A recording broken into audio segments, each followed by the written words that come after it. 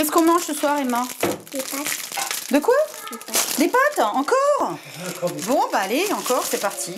Avec de la sauce tomate ou tout simplement au beurre, dans la famille Dornberger, on adore manger des pâtes. À tel point qu'Alicia, la maman, en cuisine plusieurs fois par semaine. C'est rapide à faire, c'est pratique, les enfants aiment bien. Il y en a sous toutes les formes, donc c'est assez varié. Le problème avec les coquillettes, c'est qu'il est souvent difficile d'avoir le compas dans l'œil et de prévoir la juste quantité. Du coup, une fois que tout le monde est servi, il en reste encore. À chaque repas, quand on mange des pâtes, eh ben, il reste des pâtes parce que j'ai mal dosé, tout simplement. En France, 16 paquets de pâtes sont vendus chaque minute. Rapide à cuisiner et économique, elles constituent l'un des repas préférés des Français. Chaque année, ils en consomment 9 kilos en moyenne. Et à chaque fois, ils sont tous confrontés au même problème, les restes. Coquillettes, tagliatelles ou spaghettis, les gamelles remplies de nos surplus de pâtes s'accumulent dans le frigo et finissent souvent à la poubelle. Pourtant, il est possible de réaliser de délicieuses recettes à partir de ces restes de pâtes. Alors, comment se régaler en évitant de gaspiller ? Bonjour. Bonjour. Entrez. Aujourd'hui, François Fédy, chef à domicile, est venu apprendre à Alicia comment cuisiner ses restes de pâtes. Voilà ce qui me reste de hier soir. Ah bah il n'y a pas de problème. On va retravailler ça d'une façon gourmande. François va montrer à Alicia comment réaliser une galette à base de coquillettes. Première étape. Alors on prend nos petites coquillettes. Moi c'est des coquillettes, ça pourrait être une autre pâte, hein, toujours pareil. Puisque là on va déstructurer complètement le plat. Ces restes de pâtes, François va commencer par les mixer. Il rajoute ensuite 2 œufs ainsi que 4 cuillères à café de parmesan. Il mélange le tout jusqu'à obtenir une pâte homogène. Enfin, il fait des petites galettes qu'il enduit de farine avant de les mettre à frire. À peu près combien de temps de chaque côté, les galettes? Oh, 3-4 minutes je dirais. Faut que ça soit coloré. Quand c'est coloré, c'est gagné.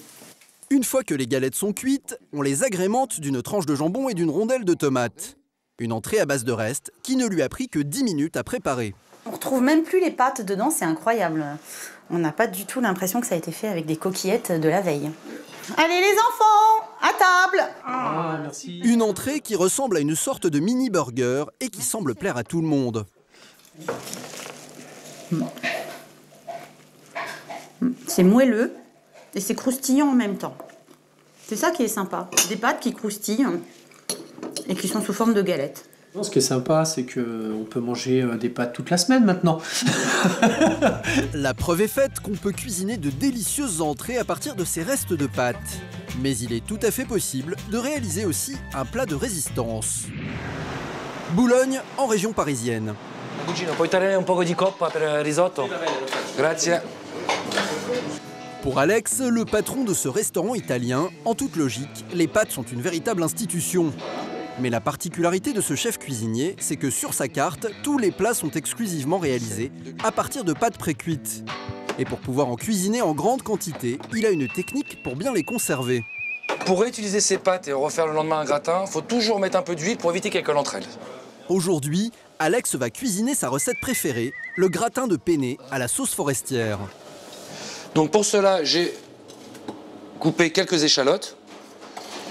Je vais faire ce qu'on appelle en italien un sofrito. En français, cela veut dire faire rissoler ses échalotes. Et à ce moment-là, j'ajoute un peu de sucre roux.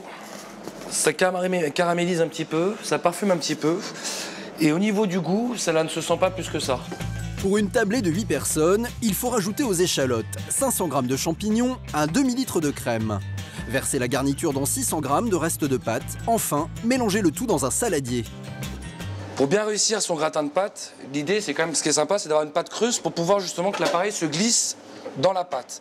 Pour finir, on met le tout dans un plat sans oublier une dernière couche de fromage pour que le gratin soit parfait. L'avantage avec les gratins de pâte, c'est la facilité de préparation, la rapidité, parce qu'en général, on a toujours quelque chose qui a déjà été cuisiné ou qui est prêt dans son frigo. Donc légumes, charcuterie, tout peut se rajouter dans les pâtes. Après 20 minutes au four à 200 degrés, on obtient un magnifique gratin. Cette recette est une des préférées de ses clients. Les pâtes sont cuites juste comme je les aime, al dente. Le fromage est très fondant, très onctueux. On dirait pas que ce sont des restes. Donc ce serait bien de pouvoir faire la même chose à la maison. Après l'entrée et le plat de résistance, place au dessert. Un petit pavillon au cœur du Jura. Pour les petits gâteaux, ça va aller impeccable. Tu m'aideras, Maëva? Aujourd'hui, Margaret va montrer à sa fille comment faire un dessert avec un ingrédient hors du commun, les spaghettis. Il s'agit d'un dessert avec des restes de pâtes, tout simplement. Il ne faut pas oublier que les pâtes sont faites d'œufs et de farine et qu'il ne faut surtout pas les jeter. Voilà. Il y a toujours moyen de les réutiliser. Mais la fille de Margaret n'a pas l'air très emballée par cette expérimentation culinaire. Vu comme ça, c'est sûr que ça fait pas vraiment rêver. Ça colle, c'est gluant, c'est pas terrible. Mais il en faut plus pour décourager Margaret.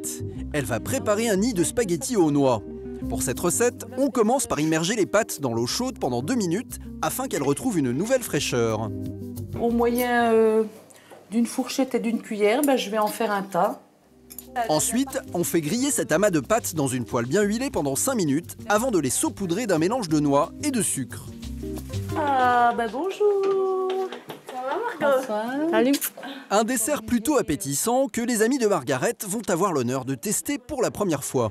Goûtez et vous me direz ce que vous en pensez. C'est très bon. Très bon. La première bouchée, on en met un peu partout, mais après, c'est bon. Manifestement, Margaret vient de faire de nouveaux adeptes à la cuisine à base de restes de pâtes. Généralement, ça passe à la poubelle, donc je trouve que c'est original, fallait oser. De l'entrée au dessert, en passant par le plat de résistance, vous savez maintenant que vos restes de pâtes recèlent bien des trésors cachés.